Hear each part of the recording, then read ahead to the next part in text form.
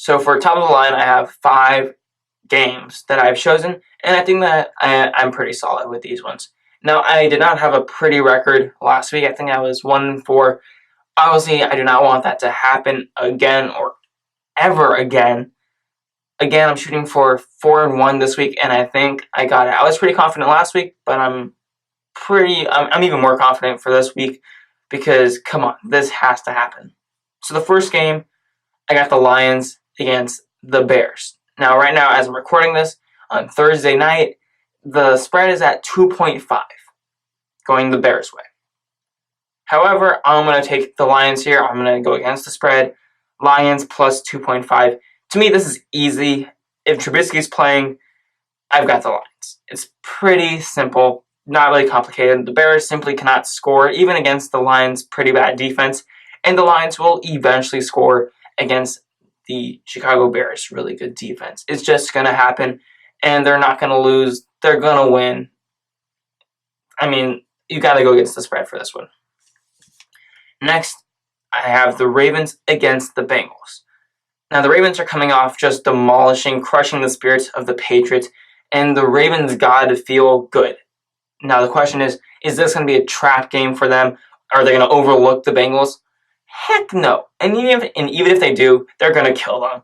It's the Bengals. They have a rookie quarterback starting, and there's no A.J. Green there. The report just came in that even though the Bengals were really, really hopeful that he would come back this week, maybe to help out Ryan Finley as a security blanket, that's not going to happen. He's not there. Ryan Finley's going to be all by himself, and it's just going to be horrible. And the Ravens are going to do exactly what they did against the Patriots to the Bengals, except it's going to be 10 times worse. This Ravens defense is going to have a field day, and the number 1 offense in the league with Lamar Jackson at the helm is going to have a field day as well against the Bengals. I have the Ravens with the spread, minus 10. Next is the Panthers and Packers. Now, this game's really interesting. The spread's at 6. I'm not going to give my answer away just yet. Now, the Packers have one of the worst defenses against the run, and that's not going to cut it against Christian McCaffrey. On the flip side, the Panthers also have one of the worst run defenses in the league, and that's not going to cut it against Aaron Jones. But when I'm taking into account Aaron Jones versus Christian McCaffrey, I'm taking Christian McCaffrey. Now, you can also say Aaron Rodgers versus Kyle Allen. You got to take Aaron Rodgers. And I'm not going to say that the Panthers are going to win this game. I fully believe that the Packers will win this game and come out with a win, especially after losing to the Chargers in a game that they really should have won. But I think that the Panthers are going to make this really, really close with Christian McCaffrey because he can do it all. That's pretty much it. Against that Packers defense, yeah, Christian McCaffrey is going to tear it up. He's going to have a great day, and I think that the Panthers are going to make it close. I have them plus 6. Next, I have the Rams against the Steelers. Now, the spread's at 3.5. I'm taking the Rams right here. The Rams have allowed only 10 points in each of their last 2 games. Now, and that's since Jalen Ramsey has joined the team via trade from the Jacksonville Jaguars. Now, granted, those 2 games came against the Falcons and the Bengals. One team is 1-7, the other is 0-8. So really, how good is their defense? But then again, the Steelers aren't really the best of offenses in the league. And although the Steelers' pass defense has been pretty good, the Rams are 8th in scoring overall. So I trust that McVay and Goff will get the ball moving down the field and put up some points, and that Rams defense will do a decent job against the Steelers. I have the Rams minus 3.5. Now for the classic Monday Night Football matchup, Vikings-Cowboys. Now the spread's at 3. I'm not going to give away who I'm going with just yet. Just hear me out really quickly. Now these 2 teams are statistically evenly matched. Points per game, rushing yards given up, passing yards given up, passing yards per game, rushing yards per game, offensively, defensively, they're pretty close. So that means, like most games, it's going to come down to the quarterback position. Dak Prescott against Kirk Cousins. Now, I'm going to use the exact same stat as I used before Sunday Night Football 2 weeks ago. Yeah, the Cowboys This is their third week actually playing in primetime football.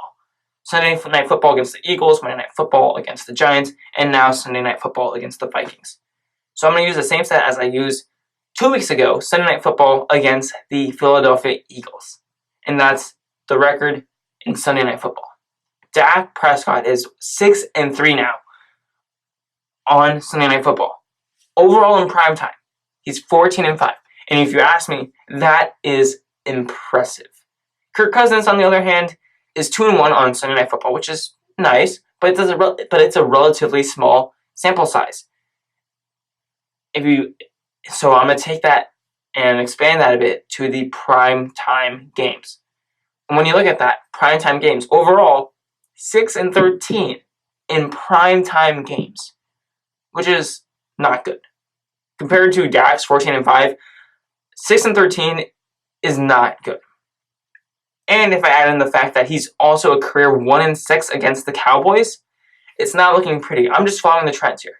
Follow the trends. And I'm going to continue doing so. In November, Dak is 11-4. Kirk Cousins is 8-8. Mediocre. Keep following the trends, okay? Weeks 9 through 12. Kirk Cousins is 7-10. Dak Prescott, 9-3. Follow the trends. One performs extremely well during this time, playoff season coming up, during this time and moment, prime time with a spotlight on, and one doesn't.